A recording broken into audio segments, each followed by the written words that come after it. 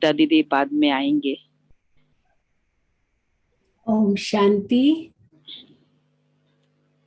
संगीता बहन ने, संगीता नाम है ना हाँ जी, आपका? हाँ जी। संगीता बहन ने बहुत सुंदर शब्दों में आज का ये कार्यक्रम इंट्रोड्यूस किया और बहुत ही सुंदर विषय दिया है, योग की पराकाष्ठा।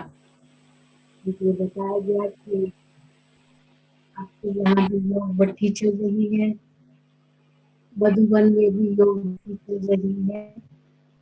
5 बजे से योग भट्टी आरंभ हो चुकी है और हमें वहाँ भी जाना होगा। तो ओम इसलिए शांति। दीदी थोड़ा आवाज हम से क्लियर नहीं आ रही। 6:30 तक ही करा पाएंगे। और प्यारे बाबा ने तो हमें बेहद की सेवा पर शुरू से रखा। अफ्रीका की जहाँ बात आती है तो ये तो बाबा ने हमें बहुत सुंदर विदेश सेवा का मौका दिया। तो बाबा ने जिस आत्मा को याद किया वो राम भाई थे, जो 1974 में जब मुंबई में क्रॉस मैदान में बहुत बड़ा मेला लगा हुआ था अपना, और उसी समय हम मुंबई में थे और मैं गामदेवी में रहती थी, वेदांती बहन कुलाबा में रहती थी। और वो भाई आया और हमारा मेला समाप्त हो चुका था, लास्ट दिन भी पूरा था एकदम। रात के समय जब पूरा डिसमेंटल कर चुके थे, सॉरी लास्ट दिन जब पूरा डिसमेंटल कर चुके थे हम, केवल एक ओपनिंग मॉडल वहाँ उपस्थित था और वो भी कलकत्ता से बहुत बड़े कारीगर आए हुए थे वो ओपनिंग मॉडल बनाने, जिसमें दुर्गा लक्ष्मी सरस्वती की मूर्तियां थी, कपड़े का बनाते थे। तो वो कलकत्ता से आना था उनको डिसमेंटल करने लिए, तो बाकी तो सब पूरा हो चुका था। और ये राम भाई बहुत बड़े बिजनेसमैन, जाम्बिया के और अफ्रीका में इनकी बहुत सारी सेवाएं, बहुत सारी दुकानें थी, बड़े बड़े स्टोर्स थे। तो वो इंडिया में आया था इसलिए कि क्योंकि उनकी वाइफ की डेथ हो गई थी और उनकी याद में वहाँ जाम्बिया लुसाका में उनको मंदिर बनाना था। तो उसका फोटो या कुछ ऐसा डिजाइन लेने के लिए वो भारत आया था। और मुंबई क्रॉस मैदान का रोड जो वहाँ पाथवे है वहां से वो पैदल कर रहा था कि अचानक वो हमारे मेले का ओपनिंग मॉडल देखा और अंदर आ गया, जबकि पूरा डिसमेंटल हो चुका था। और उसने कहा कि मुझे इसका फोटो मिल सकता है, क्योंकि बहुत ही सुंदर वो फोटो, वो दृश्य था उस ओपनिंग मॉडल का। तो वेदांती बहन वही थी और उन्होंने कहा कि आप सेवा केंद्र पर आइए, वहाँ आपको सब दे देंगे। तो जैसे आया, दादी जी दीदी जी भी थे, क्योंकि चीफ मिनिस्टर आज आया था शाम को, बड़ा समाप्ति समारोह था।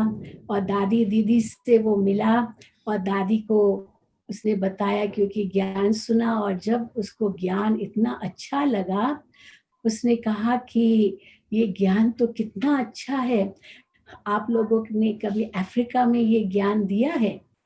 तो दादी जी ने कहा नहीं, अफ्रीका का कोई निमंत्रण देता है तो हम भेजते हैं यहाँ बहनों को। उसने कहा मैं निमंत्रण देता हूँ, जबकि उसको जरा भी ज्ञान नहीं था। फिर अच्छा लगा एग्जीबिशन जो म्यूजियम था कुलाबा सेंटर पर, वो देखा और उसने कहा मैं निमंत्रण देता हूँ, मुझे 2 बहनें दो, एक गुजराती स्पीकिंग, क्योंकि उस समय अफ्रीका जैसे सतयुग था, उस खंड के लिए बहुत ही धनवान गुजराती लोग थे। तो मुझे गुजराती स्पीकिंग बहन दो और इंग्लिश स्पीकिंग बहन दो, क्योंकि जो बुजुर्ग है वो तो सब गुजराती है, लेकिन उनके बच्चे गुजराती नहीं चाहेंगे, वो इंग्लिश चाहेंगे। तो गुजराती और इंग्लिश स्पीकिंग हैंड दो। तो हैंड्स दो। तो उस समय हम लोगों ने मेले में, हम दोनों ने शिविर कराई थी, वेदांती बहन और हमने। तो दादी ने हम दोनों को पसंद किया, वेदांती बहन गुजराती स्पीकिंग, मैं इंग्लिश स्पीकिंग, और हम दोनों को अफ्रीका सेवा पर भेजा। तो ये था शुरुआत, जो बाबा ने कहा कि पहला निमंत्रण आया जिसके आधार से यहाँ से बहने गई और सेवा हुई। तो टिकट भी उसने तुरंत भेज दी। और ड्रामा अनुसार मैं तो हैदराबाद से आई थी, दादी जी ने मुझे मुंबई में पासपोर्ट बनाने के लिए भेजा था और कहा था कि आपको हांगकांग भेजेंगे, लेकिन ड्रामा अनुसार अफ्रीका में सेवा शुरू करनी थी तो हम वहीं गए। तो ये है शुरुआत। और बस फिर तो उसने हमें इतना घुमाया, क्योंकि 54 कंट्रीज है अफ्रीका खंड में, तो कम से कम 12 देशों में हमें वो खुद ले गया। और एक एक देश में उनके रिश्तेदार थे और उनके बिजनेस थी, तो इतनी सेवा कराई जो मैं क्या बताऊं। और फिर तो बाबा के गीता पाठशालाएं भी खुल गई, और उसके बाद नैरोबी में भी सेंटर खुला। और 75 में फिर हमें मॉरिशस ले गए थे, क्योंकि वो भी नज़दीक अफ्रीका के, और वहाँ तो इतनी ज़बरदस्त सेवा थी, जो तुरंत मकान ले लिया, सेंटर स्थापित कर दिया, और मुझे वहाँ दादी जी ने कहा आप रहो। तो फिर मैं 75 में मॉरिशस में रहना शुरू किया, और वेदांती बहन वापस अफ्रीका गई और अफ्रीका सेवा को बढ़ाया। तो ये था उस समय 74-75 की बात।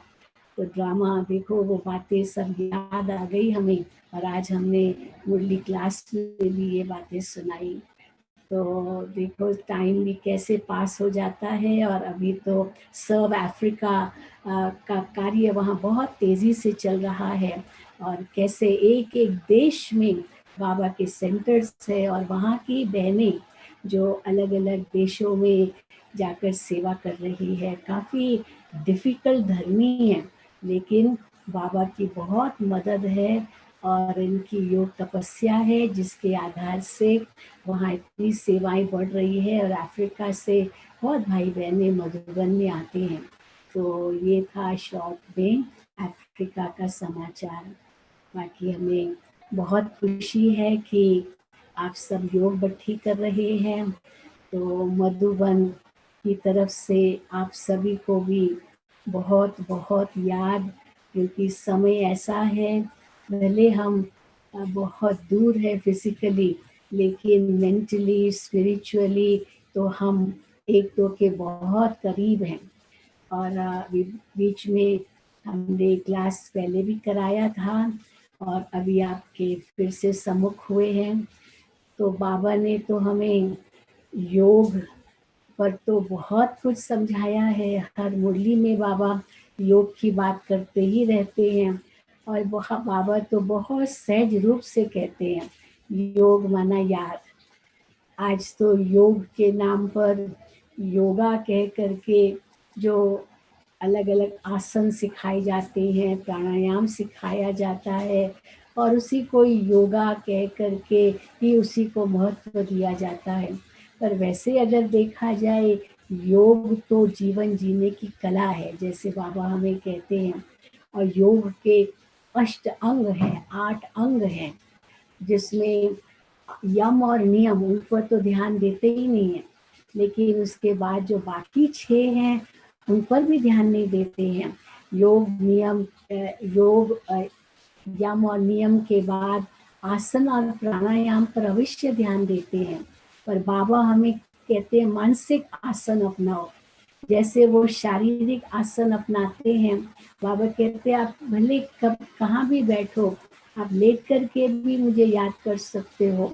तो ये बाबा ने हमें सहज विधि बताई है। और सुखासन है, आप कहाँ भी बैठकर आराम से बाबा को याद कर सकते हो। तो इसीलिए योग अर्थात याद। तो जब बाबा याद शब्द कहते हैं तो हमें और कुछ नहीं करना है। जैसे बाबा कहते हैं बच्चा अपने माता पिता को कैसे याद करता है, हम भी शिव बाबा से सर्व संबंध जोड़े।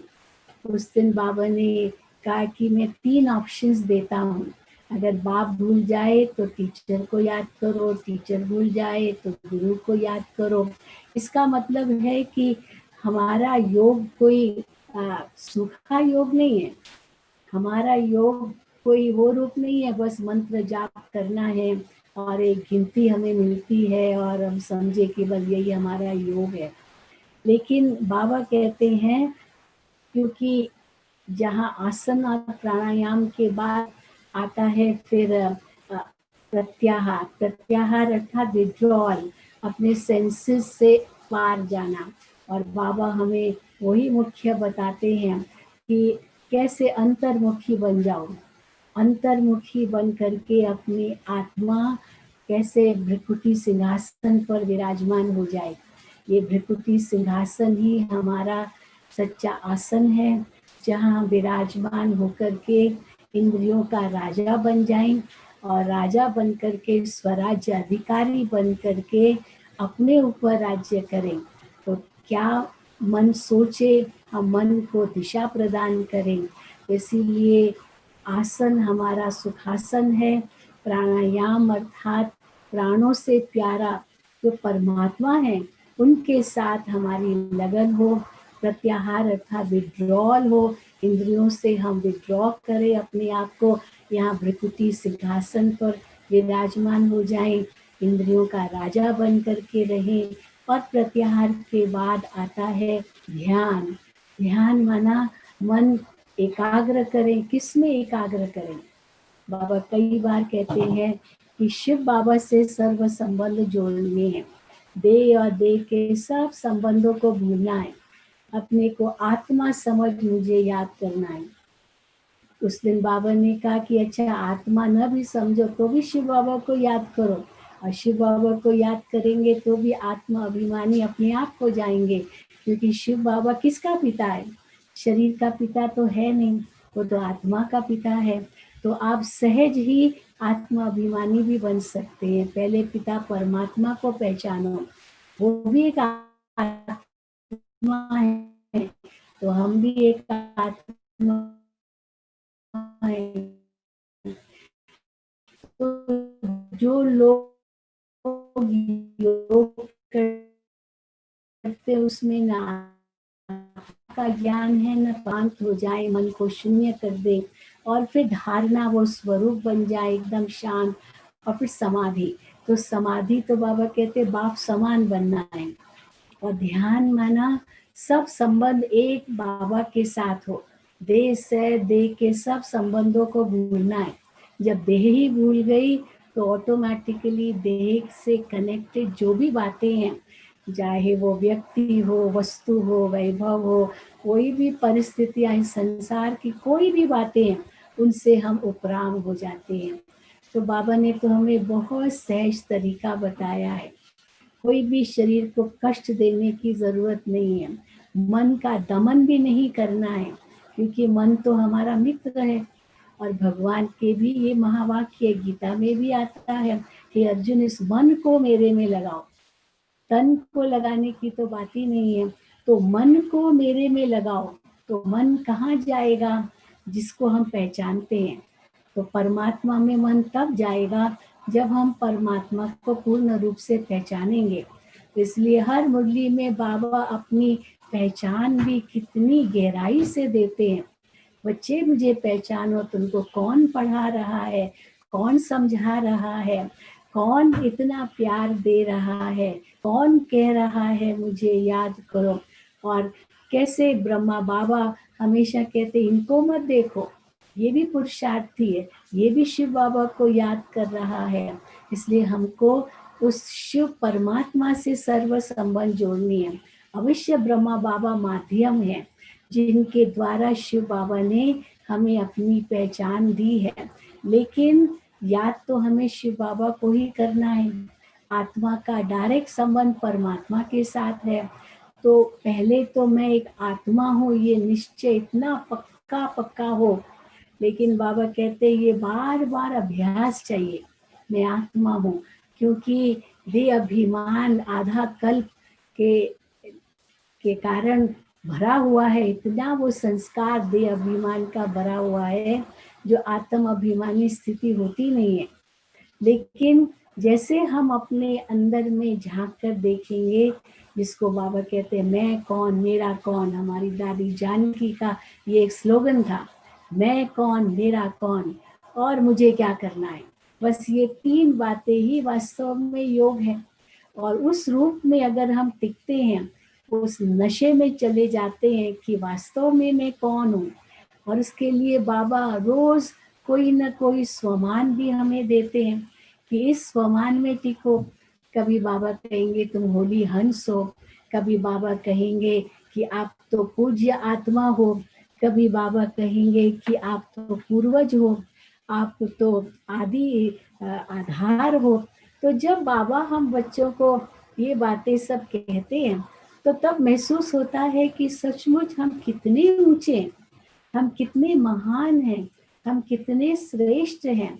भक्ति में तो हम अपने आप को नीच, पापी, दास, कपटी, गंदा, बंदा, चरणों की धूल, मिट्टी, मूर्ख, निर्बल, जितने हीन ते हीन शब्द जिसको बाबा कहते हैं ना, वो हम यूज करते थे।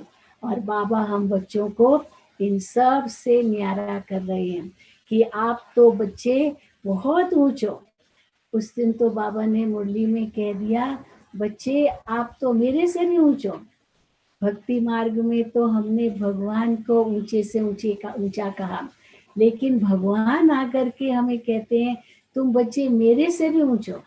मैं तो केवल एक परम धाम का मालिक हूँ, लेकिन तुम तो डबल मालिक हो, इस सृष्टि के भी मालिक बनते हो, तो परम धाम के भी मालिक हो, तुम तो डबल मालिक हो। तो जब बाबा हमें इतना नशा चढ़ाते हैं तो वो खुशी भी होती है, लेकिन बलिहारी तो बाबा की है जिसने हमको इतना ऊंचा बनाया है। तो हर बार जैसे दिल से धन्यवाद ही निकलता है। भक्ति मार्ग में तो धन्यवाद क्या निकलता था, मांगते ही रहते थे, धन दो, फिर शक्ति दो, ये दो, वो दो। अब बाबा कहते मांगने की तो दरकार ही नहीं है, मैं तुमको बिन मांगे सब कुछ दे देता हूँ। सबसे ऊंची बात तो विश्व की राजाई मैं तुमको दे देता हूँ, और क्या चाहिए। इसलिए मांगने की तो कोई आवश्यकता ही नहीं है। तो इसलिए बाबा ने हम बच्चों को इतना संतुष्ट कर दिया है कि उस संतुष्टता की स्थिति में, भरपूरता की स्थिति में हम बाबा को दिल से धन्यवाद करते हैं। और जब कोई गुण की आवश्यकता है तो बस बाबा कहते हैं मुझे अपने सामने देखो। मुझे याद है एक बार अव्यक्त बाप दादा के सामने एक आत्मा आई, तो बाबा को कहती है बाबा मेरा योग नहीं लगता है। वो भाई ने कहा बाबा मेरा योग नहीं लगता है। बाबा मुस्कुराए। अब ये भी देखो कितनी बड़ी इंसल्ट है, भगवान को खुद कहें कि भाई हम आपको याद नहीं कर सकते। लेकिन उसने कहा बाबा मेरा योग नहीं लगता है। तब तो इंडिविजुअल बाबा से मिलना होता था। तो बाबा मुस्कुराए और बाबा ने उनको इतनी पावरफुल दृष्टि दी जो बात मत पूछो। बिल्कुल लगातार 2-3 मिनट तक वो पावरफुल दृष्टि लेता रहा, लेता रहा, लेता रहा, और उसी में मग्न हो गया। तो फिर उसके बाद बाबा ने उनसे पूछा अब बताओ योग लगा। तो उसने कहा हाँ बाबा अभी तो एकदम योग लग गया। तो बाबा ने कहा कैसे लगा अभी योग। तो बाबा ने, तो उस भाई ने कहा बाबा आप सामने थे ना। तो बाबा ने कहा बस सदा यही समझो, बाबा आपके सामने हैं, बाबा आपके साथ हैं, बाबा आपके आगे हैं, बाबा आपके ऊपर हैं। तो हम यही अनुभव करते हैं योग में। बाबा हमारी छत्र छाया है, बाबा हमारा साथी है, बाबा हमारा गाइड है, बाबा हमारा गार्ड है। तो जब हम ये महसूस करते हैं तो जैसे हम एक सुरक्षा कवच के अंदर हैं, क्योंकि भगवान हमारे साथ है। तो जिसके साथ भगवान है उसको किस बात का डर, आंधी तूफान का कोई डर नहीं, क्योंकि भगवान रक्षक बैठा है। तो हमें न कोई चिंता है, न कोई डर है, न कोई प्रकार का संकोच है, या कोई प्रश्न है, या कोई आश्चर्य है, कुछ भी नहीं। किस लिए? क्योंकि भगवान हमारे साथ है। आज दुनिया में हम देखते इतना स्ट्रेस क्यों बढ़ गया है, इसलिए बढ़ गया है कि वो उनको या तो अकेलापन महसूस होता है, या तो वो डर के कारण क्या होगा क्या होगा क्या होगा, भविष्य अंधकार में है उनका, इसलिए उनको इतना डर है। लेकिन बाबा ने तो हमें हमारा भविष्य भी बता दिया है। बच्चे भविष्य में तो तुम्हारा जय जयकार है। आज की मुरली भले शॉर्ट थी, लेकिन कितनी सुंदर छोटी सी मुरली थी कि विजय तो तुम्हारा जन्मसिद्ध अधिकार है।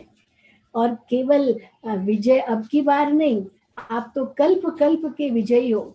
ये हो ही नहीं सकता कि आप विजयी न हो। और जो आर्मी होते हैं तो उनको ये पता नहीं होता कि हम जीत पाएंगे या नहीं जीत पाएंगे, दुश्मन कितना पावरफुल है।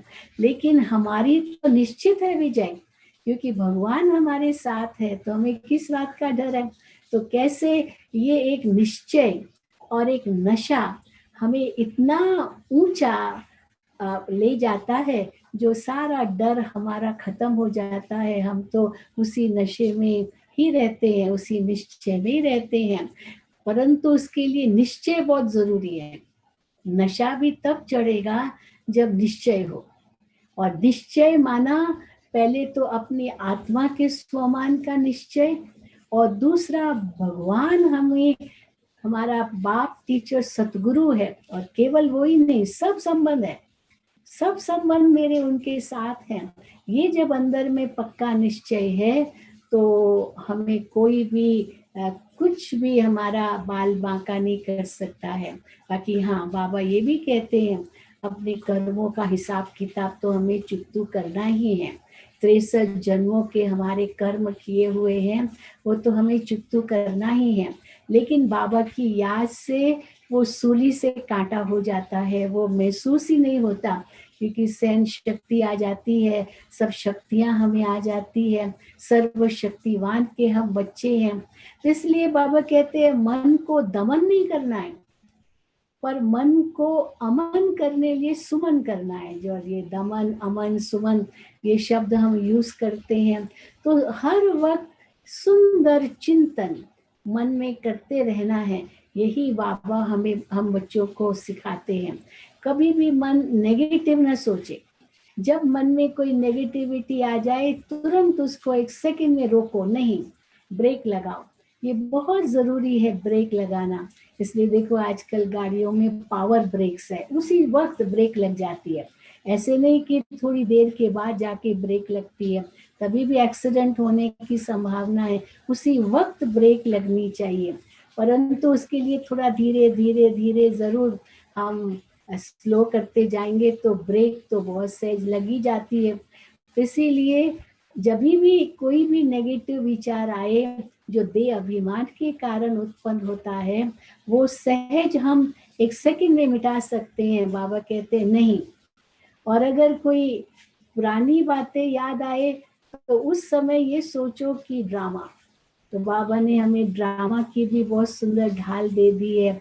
ड्रामा बिंदु हमें दे दिया है। हर वक्त ये ड्रामा बिंदु लगाओ और बीती को बीती करो। और जो भी चिंताएं हैं, जो भी बातें, वो सब बाबा को दे दो। तो बाबा को कहो बाबा आप संभालो। तो बाबा बैठा है। हाँ, हिम्मत जरूर हमको रखनी है, लेकिन मदद बाबा की जरूर मिलेगी अगर हम हिम्मत रखेंगे तो।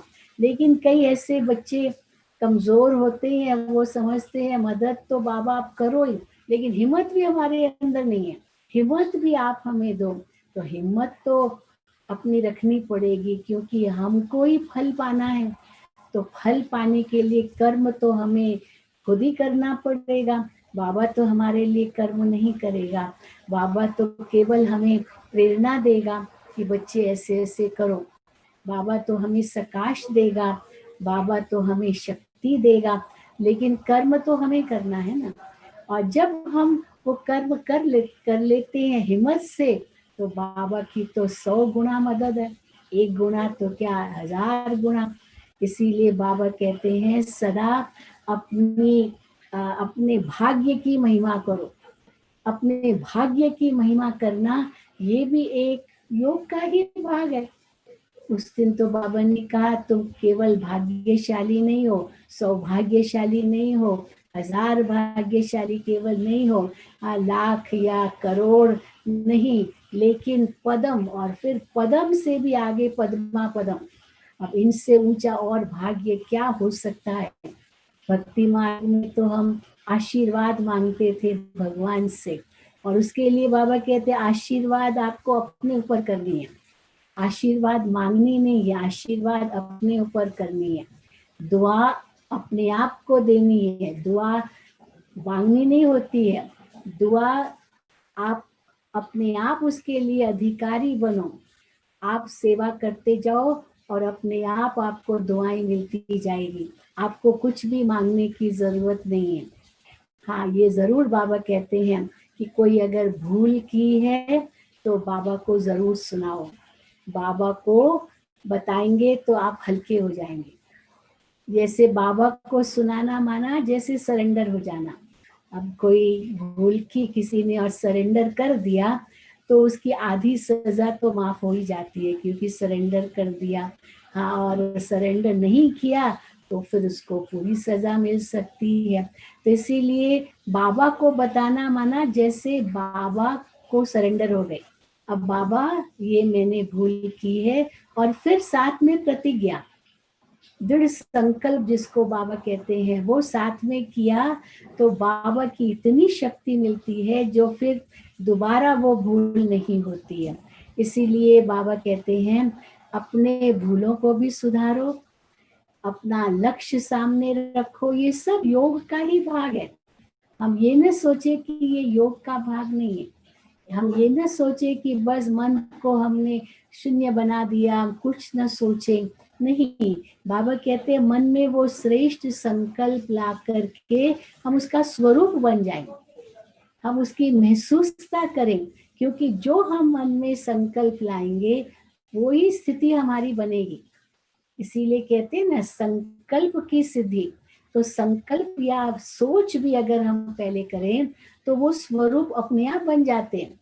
इसलिए भक्ति मार्ग में तो हम कहते थे हे प्रभु शांति दो, शांति दो, शांति दो। अब बाबा कहते शांति नहीं मांगो, क्योंकि शांति तो तुम्हारा स्वधर्म है।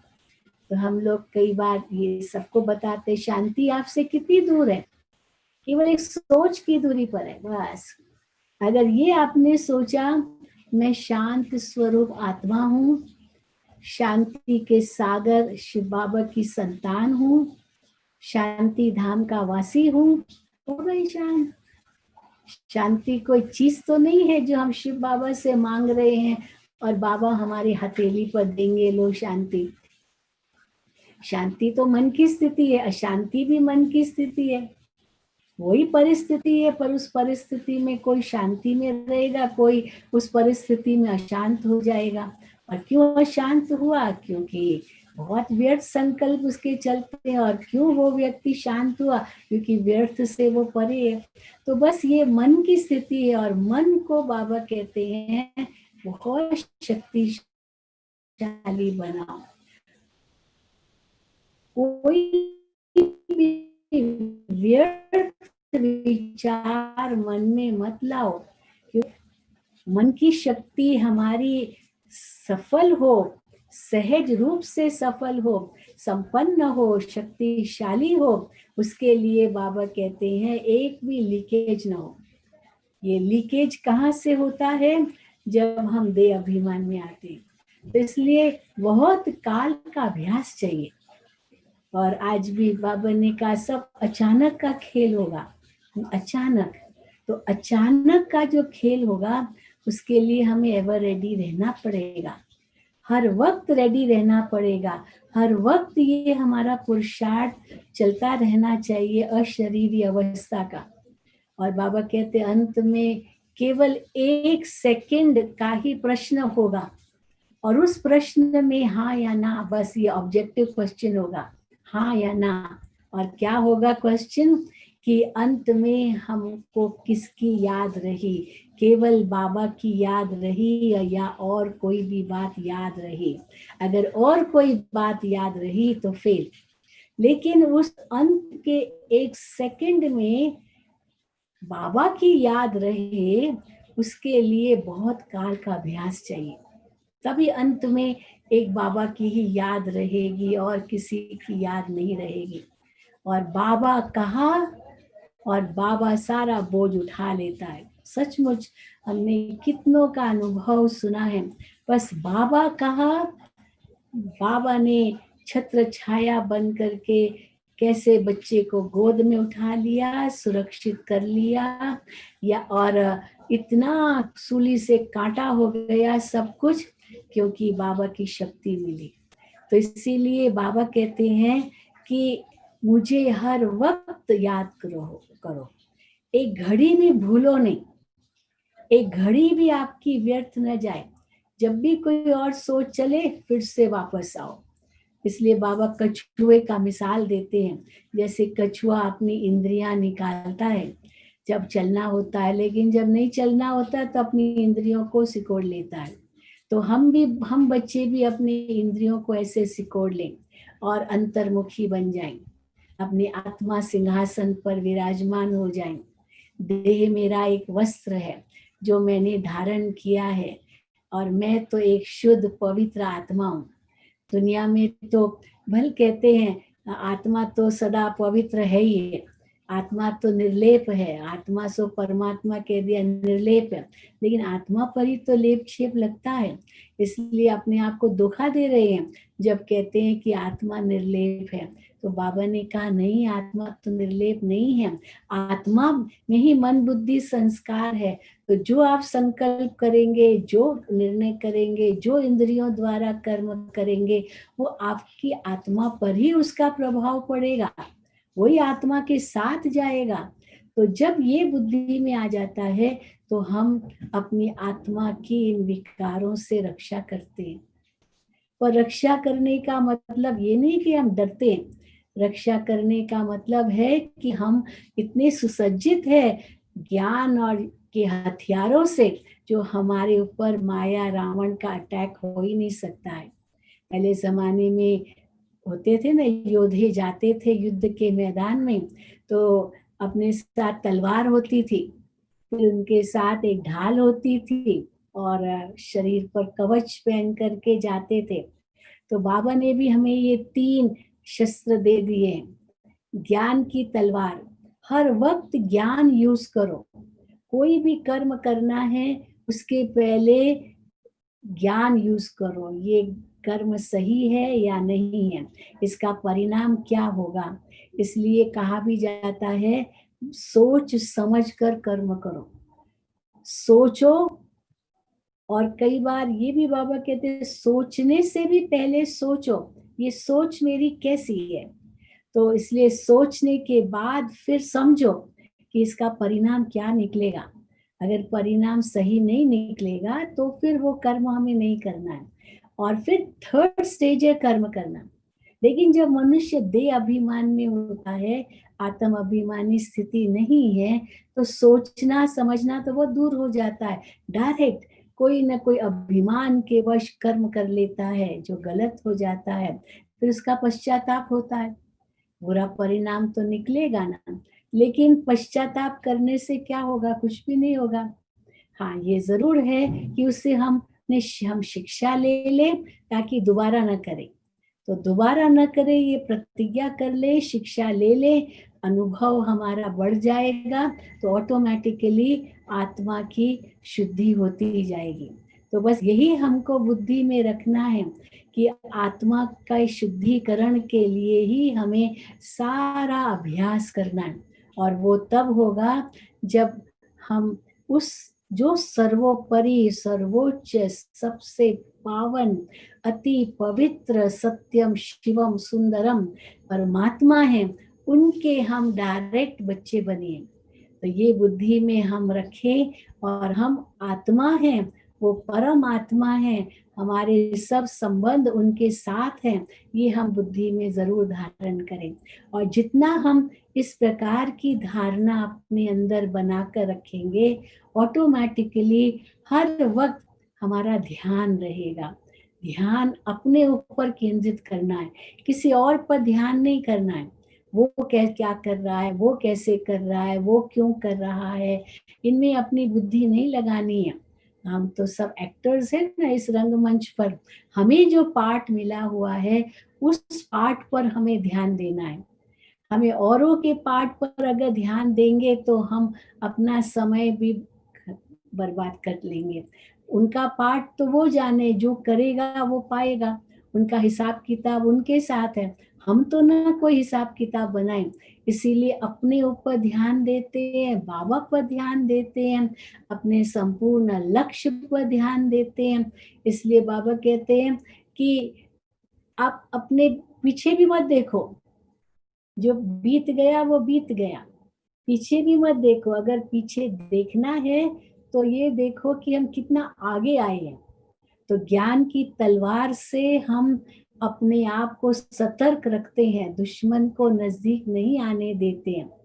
और फिर बाबा कहते हैं ड्रामा की ढाल है, अगर नजदीक आ भी गया दुश्मन, कुछ वार हो भी गया, तो चलो पूरा हुआ।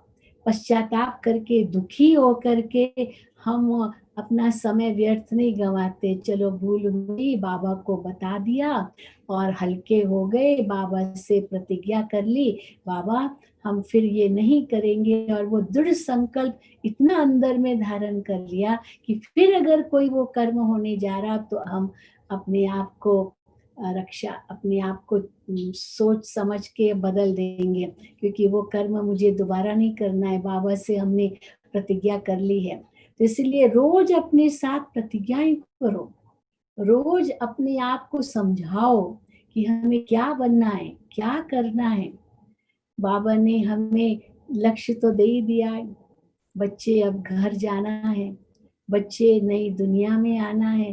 तो इसीलिए बाबा कहते हैं एक आंख में मुक्ति रखो, दूसरी आंख में जीवन मुक्ति रखो, और किसको भी याद मत करो, और कुछ भी देखते हुए नहीं देखो। तो ज्ञान की तलवार से उस विघ्न को काटो, और फिर ड्रामा की ढाल से अपनी रक्षा करो। और फिर कवच, योग का कवच है, जिस योग के कवच के आधार से कोई भी माया का वार हम पर अटैक नहीं करेगा, क्योंकि हम आत्म अभिमानी होंगे, देही अभिमानी होंगे, जिसको बाबा कहते हैं तुम्हें अशरीरी बन जाना है। मैं आत्मा अशरीरी हूँ, इस देश से न्यारी हूँ, एक ज्योति हूँ, प्रकाश का पुंज हूँ, एक चमकता हुआ सितारा हूँ। मैं तो एक दिव्य शक्ति हूँ, मैं परमात्मा की संतान हूँ। तो जैसे मेरा पिता ऊंचे ते ऊंचा है, मैं आत्मा भी इतनी ऊंचे ते ऊंची हूँ। तो ये जो अपने अंदर संकल्प करेंगे, उन संकल्पों के आधार से आंतरिक शक्ति हमारी बढ़ेगी, और जितनी आंतरिक शक्ति बढ़ेगी उतना हम केयर फ्री रहेंगे। एक तरफ बाबा कहते केयर फ्री रहो, केयरलेस नहीं रहो। केयरलेस अलग चीज है, एक है बेपरवाह। हाँ, तो बेपरवाह किससे रहो, वो भी आज बाबा ने कहा कि बेपरवाह आप माया से रहो, परंतु किसका ध्यान करना है, किस पर हमको नजर रखनी है, वो बाबा पर नजर रखनी है। माया से डरो नहीं, क्योंकि बाबा मेरे साथ है। तो जब भी कुछ बात हो जाए, बाबा, बस ये कहा, बाबा आपके रक्षक बन जाएंगे, क्योंकि ये योग का कवच हमने धारण कर लिया। इसलिए बाबा कहते हैं 3 बातें सदा याद रखो। एक तो अचानक, दूसरा बाबा ने कहा एवर रेडी, तीसरा बाबा ने कहा बहुत काल का अभ्यास। ये 3 बातें अगर हमारे लक्ष्य में सदा होगी तो हम पास विद ऑनर बन सकेंगे, क्योंकि तीनों का आपस में संबंध है। बहुत काल का अभ्यास माना हर वक्त अटेंशन, टेंशन नहीं, लेकिन अटेंशन। अटेंशन में ए पहले आ जाता है, और ए माना अलर्ट, ए माना एक्टिव। तो अलर्ट भी रहे, एक्टिव भी रहे, और कैसे हम एक माना एक अलफ को याद करें, एक की ही याद में रहें, एक के सिवाय और कोई नहीं, एक बल, एक भरोसा, बस ये हर वक्त बुद्धि में रहे।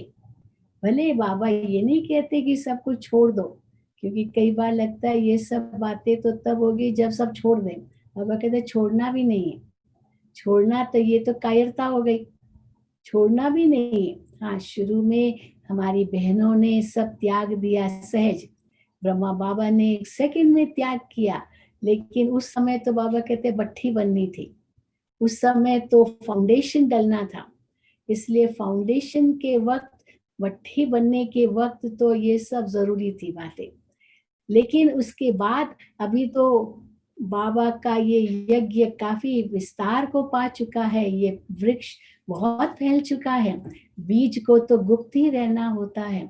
तो इसीलिए अब जब वृक्ष विस्तार को पा चुका है तो बाबा कहते हैं छोड़ना कुछ भी नहीं है, अपने परिवार में भी रहो, परिवार का भी उद्धार करो। सन्यासी तो बाबा कहते हैं वो केवल चलो खुद घर बार छोड़ दिया, बेचारी पत्नी को विधवा बना दिया। अभी बाबा कहते हैं अभी ये बिल्कुल नहीं करना है, अपने परिवार का भी उद्धार करना है, क्योंकि सबको शांति चाहिए, सब शांति चाहते हैं, लेकिन कैसे मिलेगी ये उनको पता नहीं है। इसीलिए आपके अंदर वो शांति की शक्ति है, आपके अंदर वो प्रेम की शक्ति है, वो बाबा कहते बांटो।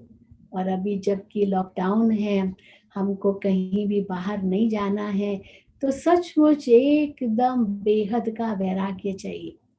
बाबा कहते हैं आप हुए मर गई दुनिया, दुनिया को मरा हुआ देखो। मनुष्य मर जाता है उसके लिए तो दुनिया ही मर जाती है। तो बाबा कहते तुम्हारे लिए तो दुनिया ही जैसे मर गई। तो समय की समीपता को देखकर हमारा हर श्वास, हर घड़ी, हर संकल्प हमें सफल करना है, कुछ भी व्यर्थ न जाए।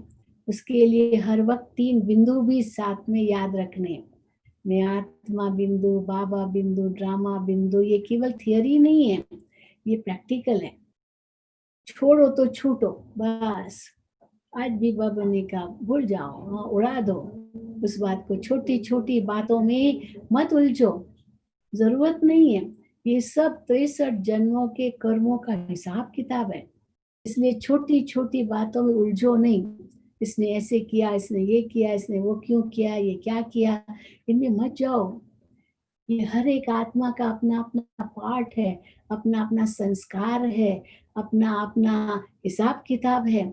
इसीलिए इन बातों से एक सेकंड में हम न्यारे हो जाएं, क्योंकि बाबा ने तो हमें बहुत बड़ा कार्य दिया है। केवल स्व कल्याणकारी तो नहीं बनना है ना, विश्व कल्याणकारी बनना है।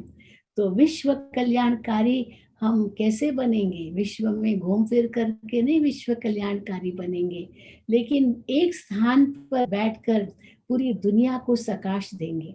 यही योग भट्ठी में आपको करना है, एक स्थान पर बैठकर सारे विश्व को सकाश देनी है।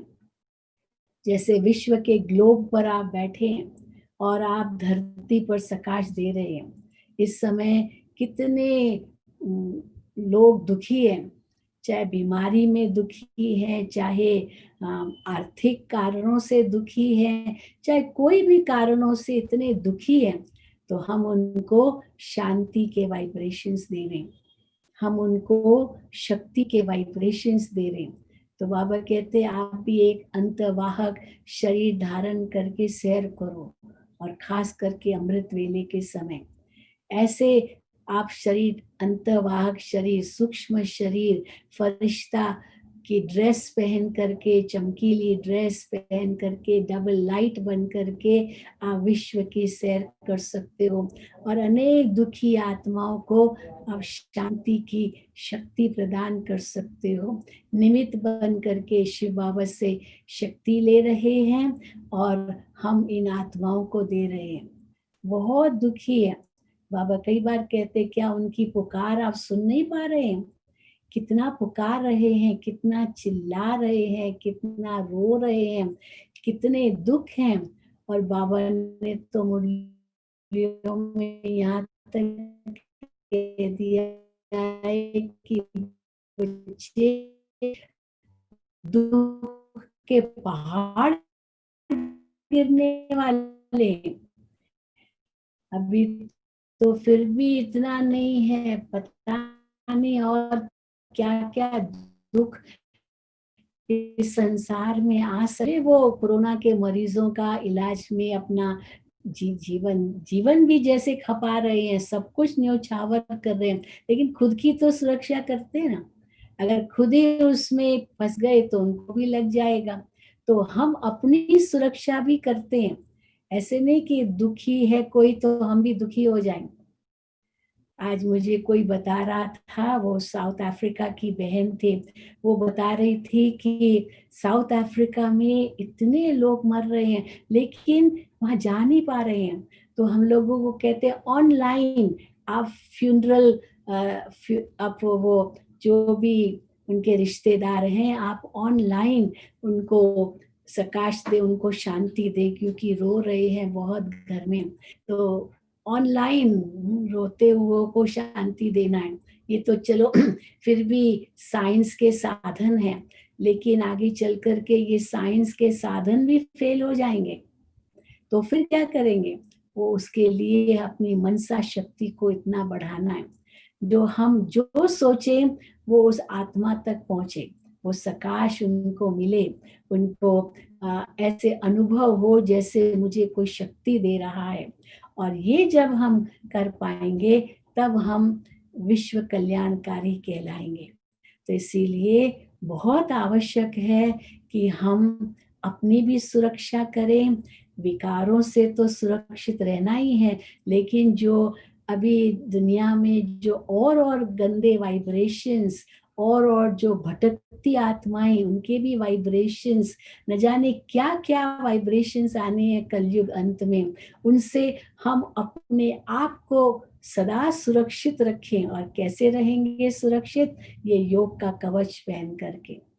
कैसे रखेंगे सुरक्षित? जब हम ड्रामा की ढाल हाथ में पकड़ के, ज्ञान की तलवार एक हाथ में पकड़ के माया को तिलांजलि देंगे, विकारों को खत्म करेंगे और एक योगी जीवन अनुभव करेंगे। बाबा ने आज भी मुरली में कहा कि अपनी मूड नहीं बदलनी है। योगी किसको कहा जाता है? जो एक रस अवस्था में रहता है। अगर बार बार हमारी मूड बदल जाती है तो हम योगी थोड़ी हुए, फिर तो भोगी की कैटेगरी में आएंगे। भोगियों की जो, वो तो हर वक्त अपनी मूड बदलते रहते हैं, पता ही नहीं चलता उनकी कैसी मूड होगी। पर योगी की मूड तो एक ही रस होती है, क्योंकि याद बाबा की होती है। तो इसीलिए सब कुछ अचानक होना है और उसके लिए एवर रेडी बनना है, और एवर रेडी बनने के लिए बहुत काल का अभ्यास चाहिए। और ये अभ्यास अभी समय है, करते रहें, देही अभिमानी बनते जाएं, अपने शरीर को से न्यारे होते जाएं और बिल्कुल आत्मिक स्थिति में स्थित होकर बाबा की याद में रहे, एक की लगन में मग्न, सर्व संबंध एक बाबा से और कोई नहीं। तो ये जब बुद्धि में आएगा तब हम शक्ति रूप बन सकेंगे, माया जीत बन सकेंगे। और जब माया जीत बनेंगे तो ऑटोमेटिकली जगत जीत बनेंगे। ठीक है। हाँ, श्री फोर्ट निवासी भाई बहने, हमारी गीता बहन भी जरूर अभी आ गए होंगे। बहुत प्यार है हमारा गीता बहन से। हम कई बार श्री फोर्ट आए हैं, आप सबसे मिले हैं और बहुत प्यार गीता बहन का हमें मिलता रहा है। ओआरसी में भी जब हम जाते हैं वहाँ भी गीता बहन बहुत प्यार से मिलते रहे, सौगात भी कितनी सुंदर सुंदर हमें दी, वो सब याद है। गीता बहन तो बाबा कितना सुंदर नाम देते हैं, सच्ची गीता है। तो सचमुच गीता बहन के सानिध्य में आप सभी रहते हैं, आप सबको भी इतना प्यार मिलता है, बाप समान स्थिति का अनुभव भी जरूर आप करते होंगे। थैंक यू गीता दीदी। और साथ साथ संगीता बहन, रमा बहन या और भी कोई साथी आपकी सपना बहन, सबको मधुबन से, सब मधुबन निवासियों की तरफ से बहुत बहुत बहुत याद प्यार स्वीकार हो। अच्छा, ओम शांति, ओम शांति, ओम शांति। ये गीता दीदी जी बोलिए।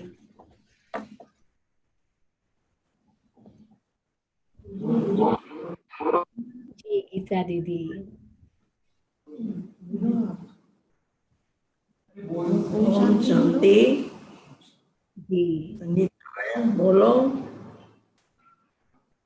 आपने शीलू बहन बहुत अच्छा ज्ञान का सार कहो, जैसे बाबा ज्ञान का सागर है, ऐसे आपने भी मास्टर ज्ञान सागर बन के हमको ज्ञान सुनाया। और जो 3 बातें सुनाई, ज्ञान की तलवार, ड्रामा की ढाल और योग का कवच, इसको सदा याद रखेंगे और इसके आधार से ही हम मायातीत बन सकते हैं। क्योंकि हमारी जीवन के अंदर ज्ञान तो है, परंतु ज्ञान की तलवार हमारी तेज न होने के कारण वो माया के विघ्नों से हम पार नहीं हो सकते हैं। जितनी हमारी ज्ञान तलवार तेज होगी तभी तो उसको हम काटेंगे। ऐसे ही हमारी ढाल है, हमको पता है ड्रामा की ढाल, जो हो गया ड्रामा कहते भी हैं, सोचते भी हैं, परंतु प्रैक्टिकल में उस ढाल का स्वरूप नहीं बनते, उस ढाल को इस्तेमाल नहीं कर सकते हैं। ऐसे ही योग का कवच, पता है निरंतर बाबा को याद करना है और उस निरंतर याद में हमको कितना फायदा है। लेकिन फिर भी देखा गया है कि निरंतर याद से अभी हम अंतर वाले याद के वाले बच्चे बन गए हैं। निरंतर योगी बनना है, ये हमारा लक्ष्य है। तो लक्ष्य तो सदा बुद्धि में याद रहता है, उसी का हम पुरुषार्थ कर रहे हैं और पुरुषार्थ करते करते जरूर अपनी मंजिल पर पहुंच जाएंगे। बाबा तो शक्ति दे ही रहा है, हम शक्ति मांगते नहीं है बाबा से, कभी शांति मांगते नहीं है, ये तो हमारा वर्षा है, तो बाबा हमको देता रहता है और उसी के आधार से हम चल रहे हैं।